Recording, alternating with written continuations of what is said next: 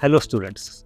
Finally, after lot of delay, lot of news items and the humbug of elections, ultimately NCERT has published the long-awaited book, the Social Science Textbook of Grade 6. ये किताब कल ही publish हुई है and I got one of the first copies. Its title is Exploring Society, India and Beyond. अब we know that revision of textbook is a very political hot potato. Every time, whenever there is any attempt by any government to change anything in the textbook, तुरंत politics शुरू हो जाती है. They want to shape the mind of the generation. उनको culturally influence करना चाहते हैं and what not. Especially the most debatable aspect is history. It's hottest of the political potatoes to manage. तो जैसे किताब हाथ में आई, I wanted to immediately see कि भाई इसमें हिस्ट्री में क्या हुआ है. अखबार में कई सारी खबरें तो पिछले 8-10 साल से चल रही है. एनसीईआरटी चेंज हो गई, ये हो गया, वो हो गया. But that all the past news was primarily regarding tinkering on the margins of the existing books. लेकिन ये किताब तो ब्रांड न्यू है, कम्प्लीटली फ्रेश है. तो इसमें क्या होगा? तो आज के वीडियो का एजेंडा ये है कि next few minutes I will discuss is this book a right wing book और इज दिस समथिंग एल्स. थोड़ा सा यूपीएससी सीएससी के परे जाके ये अलग वीडियो है. So this video might not be directly related to your examination, but this will very much enrich your understanding of history and textbook writing both. At the outset, let me tell you that I do not believe in right wing, left wing as templates. They are inapplicable to India. They are cultural outcome, the historic outcome of some context which is in Europe. अब यहाँ India में उसको आप कैसे लागू करोगे? आप बताओ, महात्मा गांधी जी राइट विंग थे कि लेफ्ट विंग थे? वो दोनों भी थे और दोनों भी नहीं थे. Same is applicable to almost every Indian leader. तो वो कल्चरल कॉन्टेक्स्ट इंडिया में उतना लागू डायरेक्टली नहीं होता है. So we will be using this categories of right and left only for the name से, क्योंकि इस्तेमाल करने में आसानी है. इसलिए नहीं कि वो टर्म सही है, वो फॉल्टी है. Accepting this, let us move ahead. What I will be doing in next few minutes is talk about 8 major points जो कि आरोप लग सकते हैं इस किताब पे कि ये एजेंडा ऑफ सेफ्रनाइजेशन को एडवांस करता है. This book is actually painting history in right wing और नॉट. उसके लिए 8 मुद्दे हैं. I discuss each of them one by one, chapter by chapter, and talk about whether it is true और not. मजा आएगा. पहला है increased cultural context everywhere. We know that knowledge is one. There is unity of knowledge. हम अपने आसानी के लिए उनको बांटते हैं. This is history, this is geography, this is polity, economy. Ultimately, in reality, it is all one and the same. It is all homogeneous. तो ये aspect is very much visible here. That in geography, in economy, in society, in governance, wherever you go, there are umpteen number of cultural references. And which kind of cultural references that you can think of? You can find here Aryabhatta. You can find some Ujjain meridian, the Rekha, Madhya Rekha from ancient Indian culture. You can find Atharva Veda's Bhumi Sukta.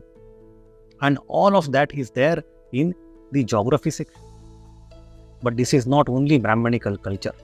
You see, in the very same chapters of geography, they have also mentioned Sangam literature, the Thinai classification of landforms and life forms and culture, the eco-zones of Sangam are also given an example.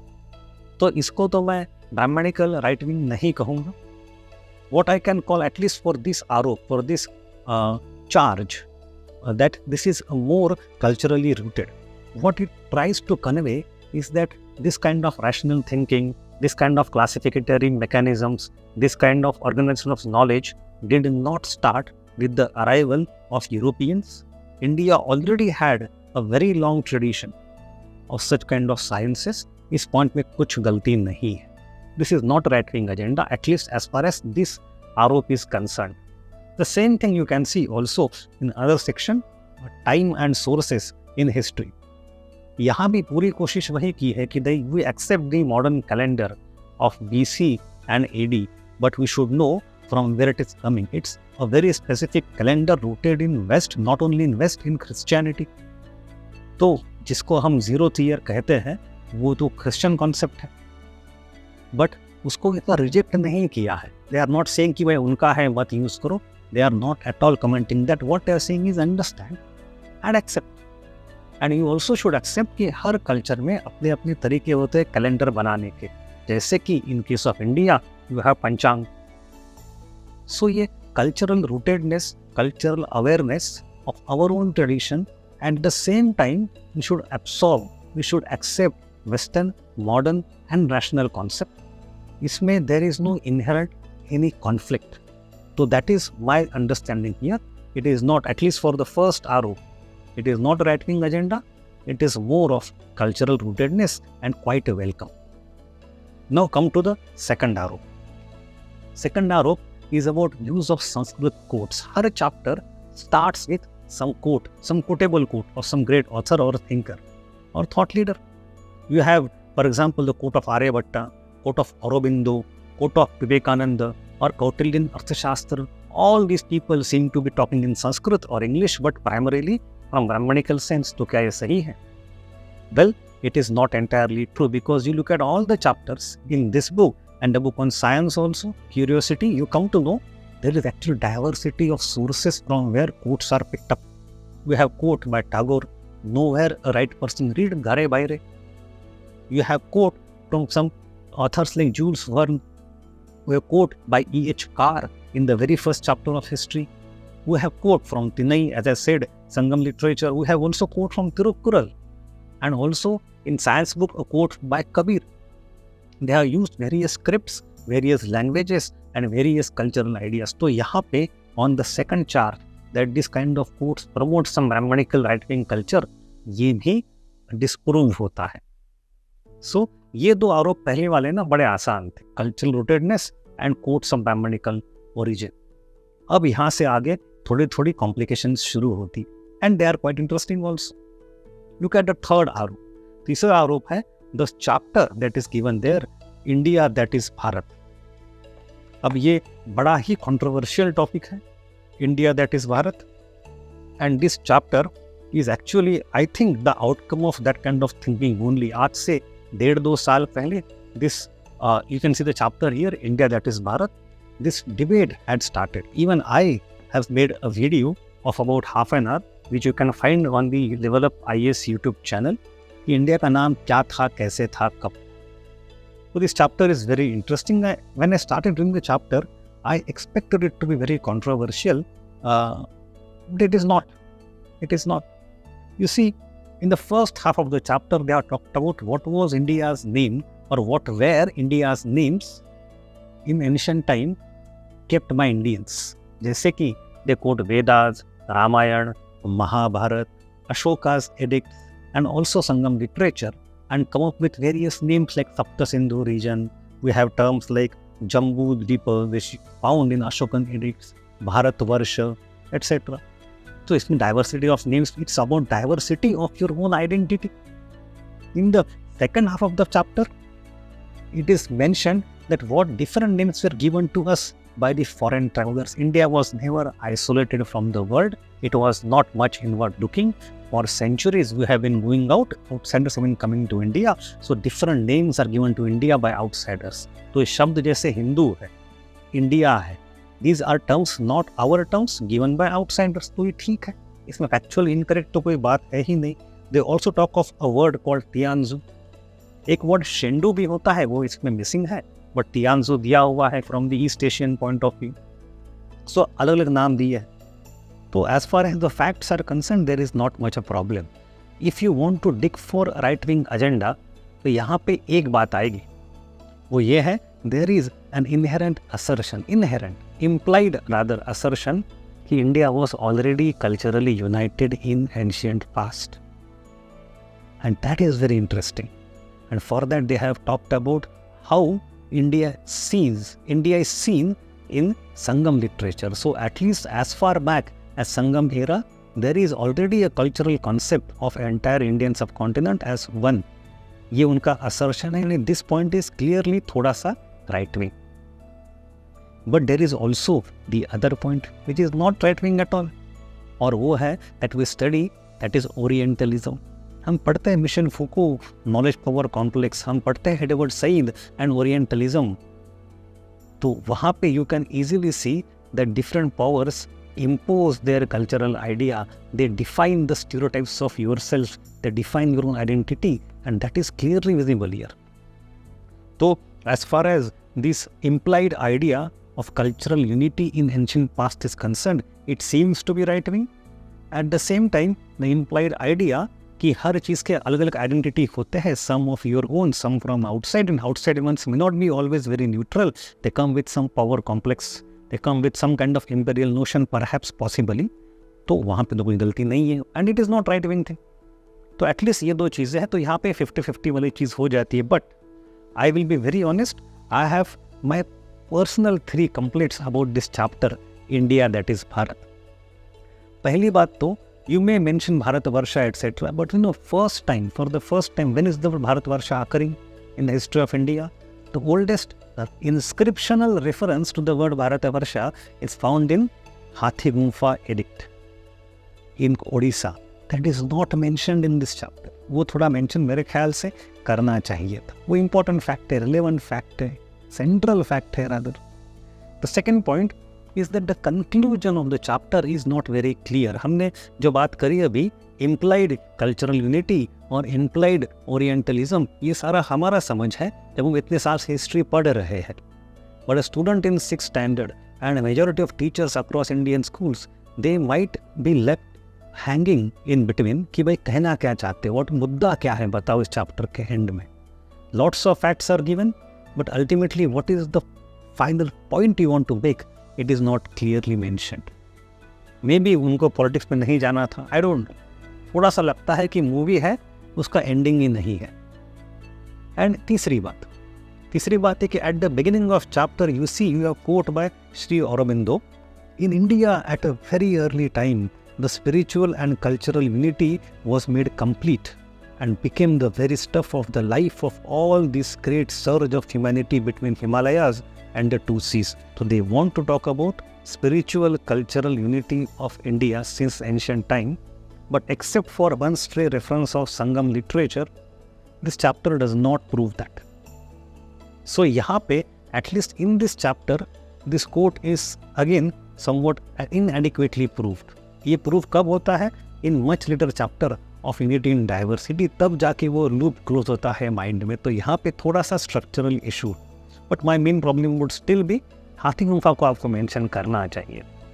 But as far as the right wing agenda is concern, at least on this आरोप India that is Bharat, I would stand 50-50, neither right wing completely nor anti right wing completely. ये थोड़ा सा it steers clear of the controversy but picks up the things which are of interest of item. This is the judgment on the third आरोप. Now come to the most controversial aspect of this book, and I am sure कि आने वाले दिनों में इस पर बहुत videos बनेंगे, इस पर बहुत अखबार में न्यूज़ आएगी, कंट्रोवर्सी छिड़ेगी, बड़े बड़े लोगों के कोट्स आएंगे. हो सकता है मुद्दा आगे भी जाइए, and that is Indus valley civilisation का नाम खारिज करके they have kept Sindhu Saraswati civilisation. अब we know that it's a very debatable topic. Actually ये टॉपिक जो है the beginnings of Indian civilisation, इसमें 2 कंट्रोवर्शियल पार्ट्स हैं. First is much more controversial, what to name it, should it be called as Sindhu Saraswati और not. और दूसरा थोड़ा सा less controversial, the cultural continuity of Indus valley civilisation. दोनों की बात करते हैं एक एक करके. पहला मुद्दा है what should be the name. We know when we read our text books, our class notes, UPSC का कोचिंग मटेरियल और even Bhupinder Singh, there is a clear solution to the problem कि इंडस वैली नाम खारिज करना चाहिए because lots of sites are found outside Indus Valley also, so it is no more one river civilization, so this name is outdated. Clearly there is no controversy. यहाँ भी एक बक्सा दिया हुआ है कि ये नाम बेकार है, हटा दो इसको. Maybe in 1920s it made sense, in 2020s it does not make sense. यहाँ पे no controversy. अब फिर उसके बजाय क्या नेम ले आए, what other name should be given to it? Debate is there. Here we have 2 candidates. One is a candidate that is very scientific, rational, that you go by the first type site Harappa, so Harappan civilization. And second is that you go by Indus Saraswati civilization.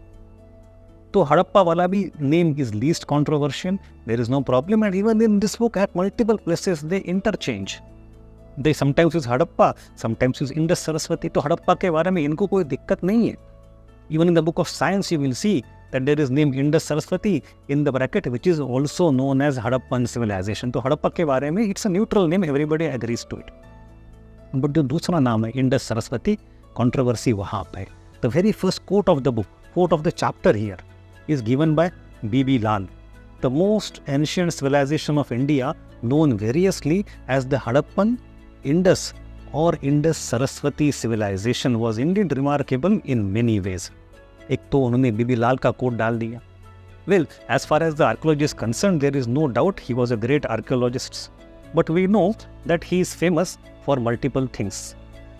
First of all, he tried to find out the geography of Mahabharata and Ramayana through archaeology of Mahabharata and Ramayana rather. Secondly, he was therefore shunned by Marxists, and he also stood against Marxist historians in the case of Babri Masjid. And thirdly, he has written a book about the origin of Aryans, where he veers towards understanding that there was some kind of unanimity, equality between Hadappans and Vedic Aryans. शायद वो एक ही लोग थे. तो at least on this issue, बीबी लाल के coat से chapter की शुरुआत करना मतलब you have taken clear stance in a way. And I also could see in the names of contributors of the book, यहाँ पे नाम है, एक नाम आता है Michel Danino sir का. Now Michel Danino himself, I think, is involved as a visiting professor of IIT Gandhinagar as one of the authors of the book. And we know that Michel Danino sir has written a book, The Lost River, and there also the stance is that जो घग्गर हाकरा नदी है, that nadi is nothing but Saraswati, and that stance is also clearly visible in the chapter. It is said कि जिसको हम India में घग्गर कहते हैं, पाकिस्तान में हाकरा कहते हैं, और जो आज के दिन में सूख गई है, it's a dried river. At one point of time there were hundreds of cities and towns on its bank, and that river was called Saraswati. अब ठीक है, कुछ तो नाम होगा नदी का, नदी थी, सूख गई है, कुछ तो नाम था, यहाँ पे भी कोई डिस्प्यूट नहीं है. But was that name Saraswati और not? If you use the name Saraswati for that, the name is coming from Vedic literature and the sites are Harappan sites. तो अब Vedic sites of Vedic literature, Harappan sites को अगर आप एक साथ में लेके आ रहे हो, again you somehow point towards the idea that there was some connection between Vedic Aryans and Harappans. तो यहाँ पे Marxist and leftist and many other people will rise against this book. They will say this book is completely saffron agenda. ये होगा, ये debate आएगा. But बात ये है कि हम क्या करें as a student preparing for UPSC civil services, what should be our stance? Harappa is the safest name, neutral name, दिक्कत ही नहीं है. But you see now 2023, last year there was a question by UPSC in history optional paper 1. In history optional paper 1, the phrase used by UPSC itself was Indus Saraswati Cultural Zone. They talk about the diversity and other aspects of Harappan civilization, but rather than using the word Harappa, the UPSC itself has used the word Indus Saraswati Cultural Zone, and now that name has also appeared in NCERT. So I think this much of official acceptance is good enough for you to use the term. तो अगर आप Harappa use करो तो neutral हो. And even if you use Indus Saraswati, I don't think it will be question now, because the term is used by UPSC and NCERT both. It has become a formal term for us. Controversy has not died down. क्या हाकरा घग्गर का नाम अभी भी सरस्वती होगा, नहीं होगा? You have lots of debate, but we can use the term safely without waiting for the debate conclusion. And if you don't want to use, you can use the word Harappa, कोई दिक्कत नहीं. So फिर भी मैं एक बात यहाँ पे क्लियर करना चाहूँ, that the authors of the book have not said that Vedic peoples were the Harappan people. वो डिबेट को यहाँ ना टच किया गया है, ना उसको खोला गया है. Perhaps in the 6th standard that debate doesn't make any sense, but it may be hinting towards what is gonna come in the higher standards book. 8, 9, 10, 11, 12 में आते आते स्टांस क्या होने वाला है, उसके बारे में ये हिंट तो ज़रूर हो सकती है.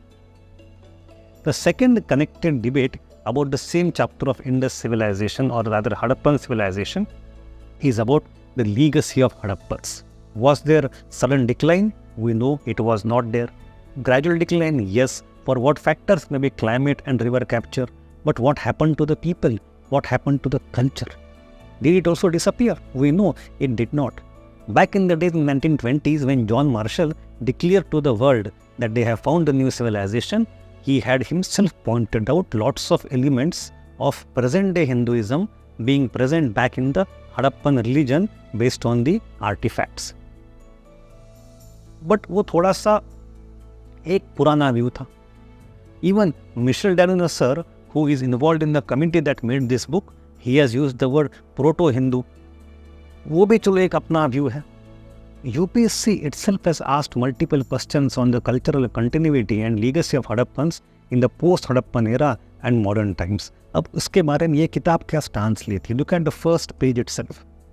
पहले पेज पे जो फोटो है बहुत ही खूबसूरत है of Dholavira. This the north gate entrance to Dholavira's castle area इस नाम से फोटो है. And here they have shown a picture of a route with lot of archaeological remains. और वहाँ पे एक तो औरतें बैठी और खड़ी है of modern time in modern sari. But that sari is actually very ancient sari. तो यहाँ पे कहीं ना कहीं एक कल्चरल कनेक्शन दिखाया है कि वहाँ के लोग, उस ज़माने के लोग और आज के लोग वैसे ही कपड़े, वैसे ही रहना. तो it creates a feeling, some unconscious feeling in your mind कि परंपरा खंडित नहीं हुई है. Culture and civilization has continued. But when you look at many other photos, you again get the same feeling. You have, for example, a games board, you have weight system, the copper mirror, you have pottery, you have terracotta vessel city, we have comb, we have lots of other things. So items of daily use, the material culture seem to have continued. But not only material culture, if you look at other photos, you see some specific things. We have swastik. We have a woman, a dancing girl, जिसके हाथ में पूरा चूड़ा है. And then you have a small sculpture where a person is doing namaste. So you see हाथ में चूड़ा, namaste करना and swastik. These three are religious symbols. These three are specifically religious things which have continued since then. So what continued? Generally intangible things, but even within intangible, some things were non-religious and some things were religious. So religious continuity of modern day Hinduism, उसका एक root जो है, it has multiple roots, but एक root जो है, it goes back to Harappa. That is their clear assertion. So इसको भी मेरे ख्याल से इतना डाउट तो नहीं कर सकते. And that is why I said that the first issue of calling it Sindhu Saraswati may be more controversial. The second issue of cultural legacy is much less controversial. फिर भी यहाँ पे therefore I will again go for 50-50. ये right wing है कि नहीं है. In the first thing it seems to be right wing so far. In the second aspect it's neutral, no problem. Now let me go to another chapter which is written in a very genius way. And that chapter is School of Thought in the Cultural Roots. So एक chapter ये Cultural Roots करके. India's Cultural Roots, chapter number 7. It starts with some Subhashitas and the photos of Rishis and Buddha and Vardhaman Mahavira. It's a beautiful chapter. But इस chapter में इतनी चीज़ें हैं, समझे ना समझे, यहाँ पे you get to see very interesting things. For example, look at the statement made on page number 106-107. It says, experts have proposed dates ranging from 5th to the 2nd millennium BCE for Rigveda. So it is difficult to say when Rigveda was exactly composed, but experts have proposed dates ranging from 5th century, 5th millennium to 2nd millennium BCE. अब ये तो बड़ा interesting, हम जो इतिहास में पढ़ते हैं कि the duration and timeline of composition of Rigveda for us is 1500 BCE to 1000 BC. 500 साल लेके चलते. वैदिक एरा अगर 1000 साल का है, 1500 से 600 तक का, तो within that first 500 years go for Rigveda and second 500 years go for other aspects of Veda, other parts of different Vedas. But यहाँ पे there is a clear assertion that date goes back to 5th millennium BCE to 2nd millennium BC. And debate के बारे में इन्होंने मान लें, debate है, but debate है, देयर इज नो क्लैरिटी. इसके 2-3 मुद्दे होते हैं. समझो, Who talked about 1500 to 1000 BCE? Primarily Max Muller. And Max Muller is partly today controversial for his racist interpretation that we all know. And Max Muller's methodology of dating Rigveda is also very thumb rule. It cannot be proven, it is very rudimentary, but there is no better option. Kya kare? But he is going back to, or these people are going back to much past. तो ये 5th millennium to 2nd millennium में it starts overlapping with Harappa. Again, यहाँ पे उन्होंने हड़प्पा की बात नहीं करी है. They have not connected this line with Harappa, जो कि previous chapter में था. But there is clear point here कि somehow Rigveda and Harappa were contemporary. If yes, तो उसका मतलब क्या होता है? क्या वो सेम लोग थे? क्या नेबर्स थे? या अलग अलग जगह पे रहते थे? तो what was the relationship between Vedic people and Harappan people? इसके बारे में कितना पर्पसफुली वेग तो है, बट असर्शंस कि वैदिक पीपल आर मच ओल्डर थोड़ा सा वो कंट्रोवर्शियल हो जाता है. It do tells very well with them calling it as Indus Saraswati in the earlier chapter. चलो, ये एक इशू हुआ. उसका दूसरा इशू है, if you go on page number 105, and that is actually very interesting. On the first page of this chapter 7, 105, they have mentioned the second point in big questions. एक section में big questions, second point. What new schools of thought emerged in India in the first millennium BCE? What are their core principles? So by schools of thought, they talk about Upanishads, Buddhism, Jainism, etc. But the idea is first millennium BCE. इसका मतलब क्या है? The pivot that was earlier around the 6th century BCE in Marxist books is now loosened up to a larger time span of first millennium BCE. Don't focus on only one century. Don't focus on Buddhism and Jainism as something very unique. Rather, just extend the time frame and think of entire zeitgeist, entire cultural intellectual movement of these few centuries, जिसमें उपनिषद भी आते हैं, Buddhism भी आता है, Jainism भी आता है, और कई सारे बाकी सेक्ट्स आते हैं, कई सारे बाकी स्कूल्स ऑफ थॉट आते हैं. तो उसमें वो कहना क्या चाहते हैं? कहना ये चाहते हैं that Buddhism and Jainism are part of the continuity of the process of thought which was started already by Upanishads. हर एक के अंदर differences है, conflict भी है, but the focus is not on conflict, it is on reconciliation. A Marxist would focus on conflict कि Buddhism was a social revolt against Upanishadic and Vedic religion. Now they are saying कि भाई Vedic rituals तो ठीक है, पुरानी बात हो गई, but some kind of change is already visible since the beginning of first millennium is that there are emergence of Upanishadic thought. और उसी प्रोसेस में कई सारे स्कूल्स आए, कई सारे थिंकर्स आए, जिसमें we have गौतम बुद्धा भी और वर्धमान महावीर भी, and they are also unique, they are also very successful, very strong, but वो एक प्रोसेस का पार्ट थे. So focus less on conflict, focus more on conciliation. This is a typical right-wing thing. और वो उन्होंने आगे भी प्रूव किया है when they talk about the commonality of principles.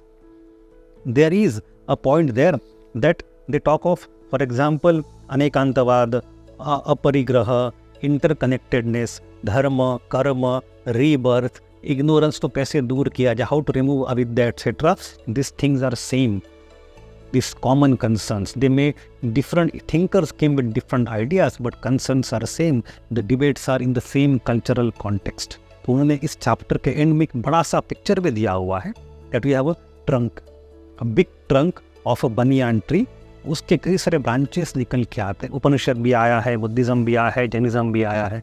तो focus on them being coming from same root, focus on reconciliation, focus on cultural rootedness, ये उनका फंड है. तो ये थोड़ा सा राइट विंग एजेंडा है.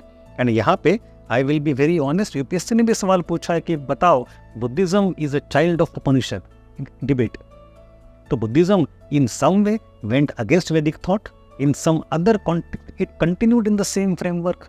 If you read for example doctor Sarvepalli Radhakrishnan, उनकी किताब है पूरी प्रिंसिपल उपनिषदास के ऊपर, वहाँ भी उन्होंने वही बात करी, the ethical context, the debate of आत्मन ब्रह्मन, ये सब रीबर्थ, कर्मा, धर्मा, ये कॉन्टेक्स्ट तो ऑलरेडी क्रिएटेड था उपनिषदों में.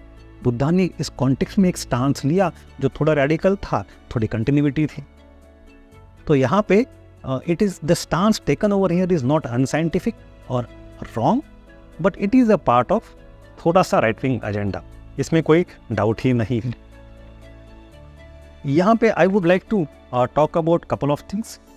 पहली बात तो, as I said, the focus is on reconciliation and not on conflict. Second बात, they have not gone into the social economic context. Maybe they want to go into the social economic context of 6th century BC in later grades. इसलिए यहाँ पे comment देना मुश्किल होगा. The focus in this part is more on ideas. तीसरी बात, they are not calling Buddhism, Jainism as religions. The word that they have used is school of thought. और वो टेक्निकली सही भी है. That this were मार्ग, बुद्धा भी खुद को बुद्ध मार्ग नाम से वहाँ पे यूज़ किया है. एंड नॉट कि मैं कोई नया रिलीजन क्रिएट कर रहा हूँ. We know religion is not the translation of dharma. धर्म अलग है, रिलीजन अलग है. तो धर्म, पंथ, सेक्ट, किसको रिलीजन कहा जाए, किसको नहीं कहा जाए. So this goes to the very heart of the debate of concept of secularism. Right, we know that debate, but this debate is somewhat indirectly connected by the choice of the term school of thought and not using the term religion. ठीक है, मैं दो चीज़ें यहाँ पे और mention करूँगा. There is also a very oblique reference to astik schools of thought. Not only nastik like Buddhism, Jainism and Charvaka, but also astik, Yoga Vaisheshika, Sankhya etcetera. But reference to Yoga Vaisheshika कहाँ पे आता है? Look at the location. It is also very interesting that reference comes before mentioning Buddhism. Is it not interesting? Because if you read Romila Thapar or any other Marxist historian, when do they mention this Astic schools of thought? Generally in Gupta era. अब ये mention कर रहे हैं in era of Buddha, so 1000 साल पहले. So we know as a matter of fact कि ये कोई क्लैरिटी है किसी को नहीं, because dates available नहीं है. And we also know as a matter of fact that different schools of thought emerged by debating each other, by referencing each other in the atmosphere of very competitive idea. तो Buddhism भी develop हो रहा है, साथ साथ astik school of thoughts भी develop हो रहे हैं. They may be contemporary, they may be parallel. तो ना रोमिला थापड़ गलत है, ना यहाँ पे एनसीईआरटी गलत है. ये तो चॉइस ऑफ हिस्टोरियन है किसको कहाँ पे रखना है. But by mentioning yoga and other schools before Buddha, again some attempt is to talk about कि ये भी इतना ही पुराना है और ये भी उनको एक सब कॉन्शियस लेवल पे वो पॉइंट बताना है. Factually it is not wrong, but it's the choice of both sides. Anyway, so this are the 2 points. एक फनी एक्टिविटी भी यहाँ पे दी at the end of chapter. उन्होंने क्लासरूम के बच्चों को कहा कि भाई 1% should become Yama, other should become Nachiketas and ask questions. It's a funny way, but ठीक है. So this is about this chapter.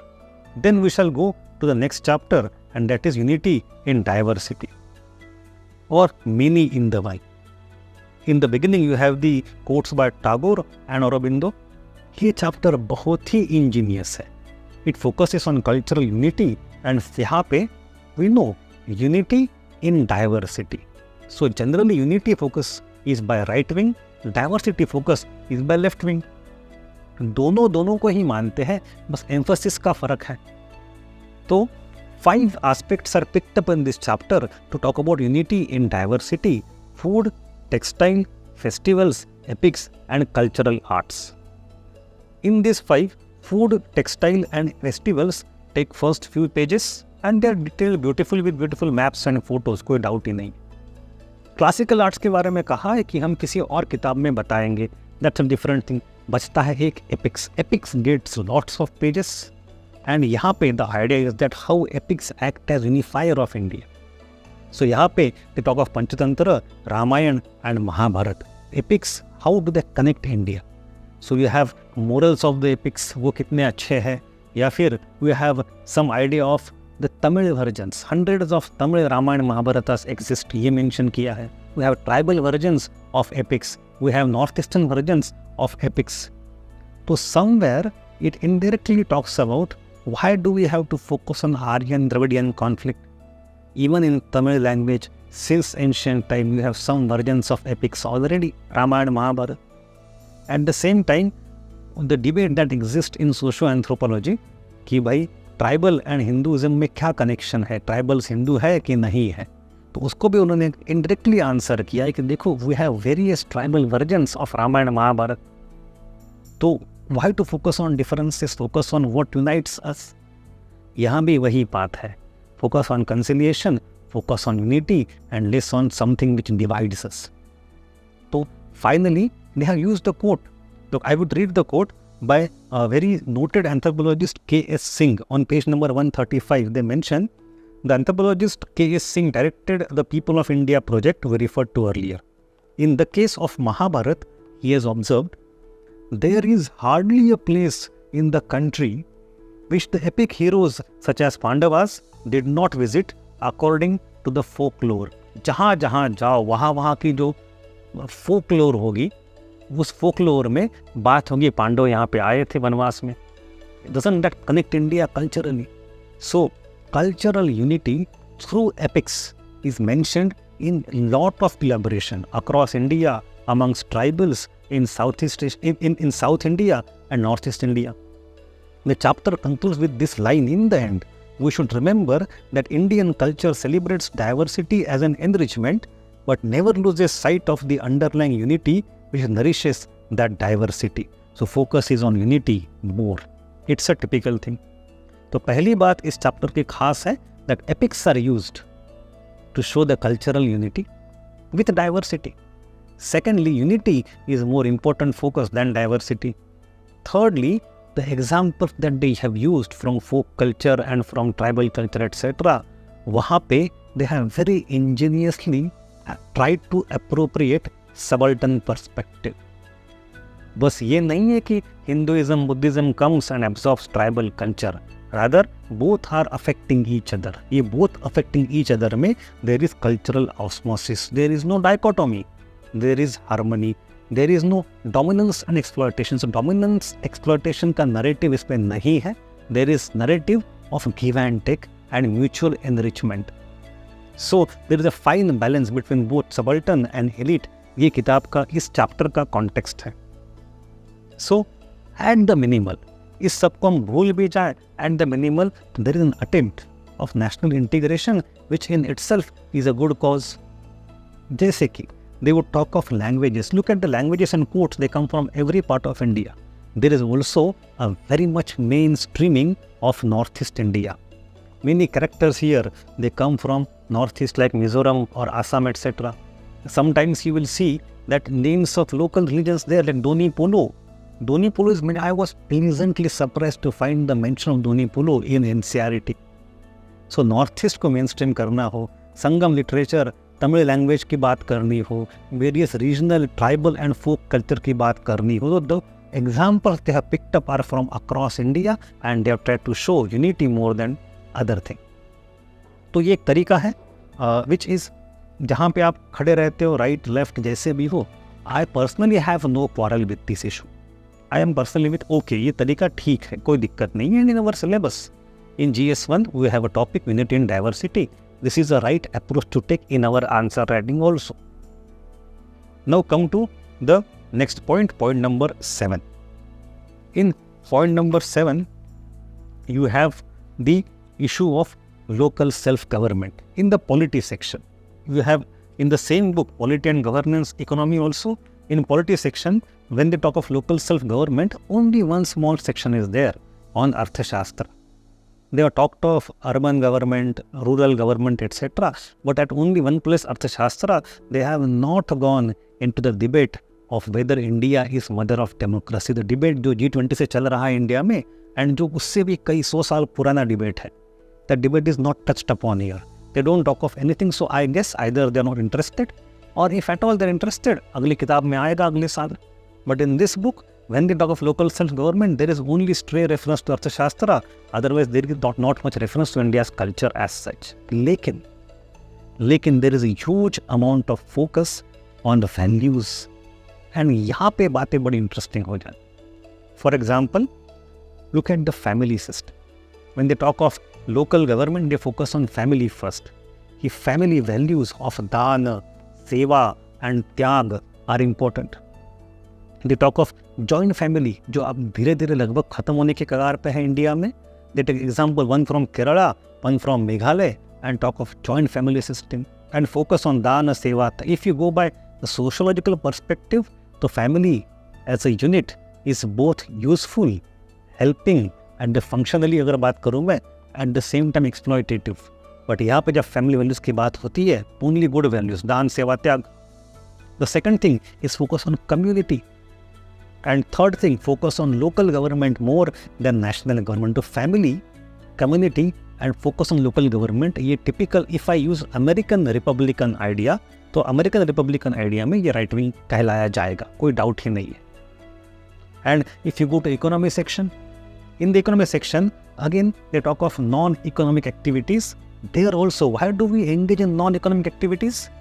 Because there is again seva and idea of community participation. Same cultural values of family and community are also visible in economic section. तो यहाँ भी in polity and economy you will see that there is some kind of, in American Republican sense, idea of local community जो right wing कही जाती है, doubt ही नहीं. And the last point, the eighth आरोप that I have is about service sector. In service sector of economy, they have given 3-4 pages on Sardar Patel, or rather I would say Amul. Amul की पूरी कहानी है, a dairy cooperative from farm to plate, और बहुत अच्छी लिखी है, 4 बंदे में लिखी है. But here, the same story of Amul can be told in different way. If you are right wing, and different way left wing. In the case of right wing, photo लगा है सरदार पटेल साहब, जो कि सही फोटो है.